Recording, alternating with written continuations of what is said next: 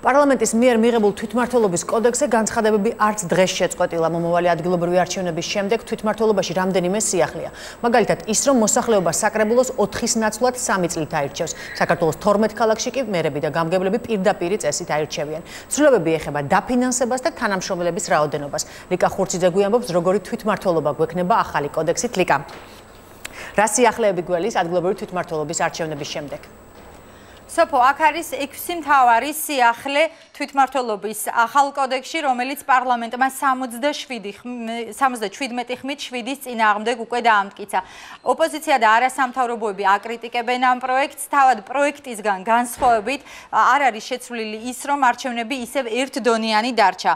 სიახლე კი რაც შეეხება ის არის, რომ 7 ახალი ქალაქი დაემატა თვითმმართველ ქალაქების რიცხვს და მათი რიცხვი ამ დროისთვის უკვე 12-ით განისაზღვრა და ეს იქნება ქალაქები, სადაც მოსახლეობა 15,000-ს აღემატება. რაც შეეხება თვითმმართველ ქალაქებს, როგორც იცით, ამ დრომდე ასეთი იყო 5 ქალაქი, სადაც მერების პირდაპირი წესით არჩევა ხდებოდა, რაც შეეხება გამგებლებს ისინი დანიშვნის წესით ინიშნებოდნენ. თბილისს, ქუთაისს, ბათუმს, ფოთს და რუსთავს 2014 წლის ადგილობრივ არჩევნებზე 7 ქალაქი დაემატა და ესენი იქნება თელავი, გორი, მცხეთა, ახალციხე, ამბროლაური, ოზურგეთი და ზუგდიდი. 2014 წლის არჩევნებზე მერების გარდა არჩევითობა უკვე გამგებლებსაც შეეხება. ასევე მხოლოდ 2014 წელს საკრებულო აირჩევა 4-ის ნაცვლად 3 წლის ვადით. ცვლილება არის ადგილობრივი თვითმმართველობის კოდექსში დაფინანსებაშიც. თუკი ამ დრომდე დაფინანსება მხოლოდ ადგილობრივი გადასახადების მეშვეობით ხდებოდა თვითმმართველ ქალაქებს და რაიონებში, ახლა უკვე საშემოსავლო გადასახადის წილი დაემატება და სოფლად ამას დაემატება ეგრეთ წოდებული კოლმეურნეობის ქონებაც.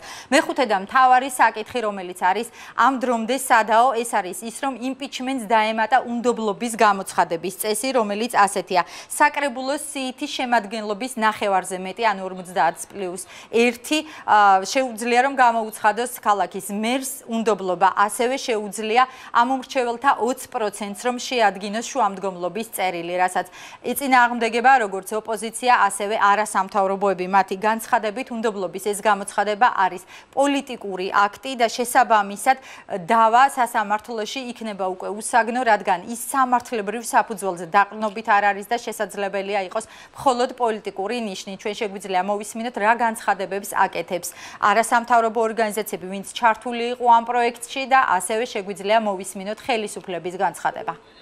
უნდობლობის პროცედურა ეს არის წმინდა პოლიტიკური შემთხვევა, როდესაც საკრებულო შეუძლია უმრავლესობით გადააყენოს ხალხის მიერ პირდაპირ არჩეული თანამდებობის პირი.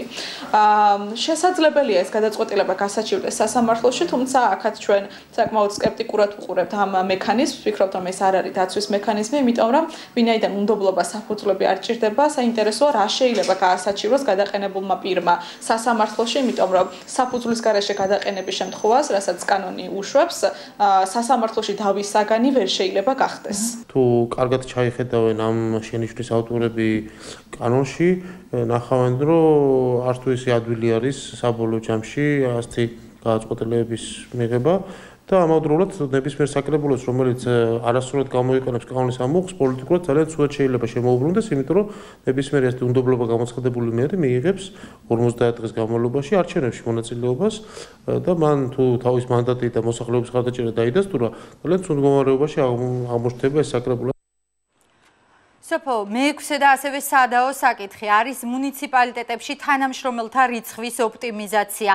როგორც ახალი კოდექსი ითვალისწინებს, ყოველ 500 ამომრჩეველზე იქნება განსაზღვრული 1 შტატი, რაც აქამდე არსებულ 13,000 შტატს შეამცირებს 8,500 შტატამდე. ეს არის ოპოზიციის დავის საგანი, ხელისუფლება კი აცხადებს, რომ ამ დროისთვის შტატები იყო ზედმეტად გაბერილი, შესაბამისად ეს ოპტიმიზაცია აუცილებელია. არჩევნების ჩატარების შემდეგ 13,000-მდე ადამიანი, რომელიც დასაქმებულია თვითმმართველობის ორგანოებში, დათხოვნილი იქნება სამსახურიდან. მე არ მესმის, რატო შეიძლება ჭირდებოდეს დღეს ვინმეს მსგავსი ნორმის ჩაწერა, გარდა ერთ-ერთი მიზნისა, რაც შეიძლება აქ ქართულ ოცნებას, რომ მათთვის პოლიტიკურად ლოიალური პირებით დააკომპლექტოს საჯარო სამსახური. იყო რაიონები, სადაც იყო მუნიციპალიტეტები, სადაც 50%-მდე თანხები მიდიოდა შრომის ანაზღაურებაზე. ხო წარმოგიდგენიათ, რომ პრაქტიკულად ეს იყო ამ ადამიანებისათვის შექმნილი ადგილები. ესენი იყვნენ აქტივისტები ძირითადად, რომლებიც იყვნენ დასაქმებული პარტიული და პოლიტიკური ინტერესების შესაბამისად. ამდენად ეს შეზღუდვა და კიდევ სხვა შეზღუდვებიც, რომლებიც ჩვენ მივიღეთ, უზრუნველყოფს იმას, რომ ოპტიმიზება მოხდება თანამშრომლობის.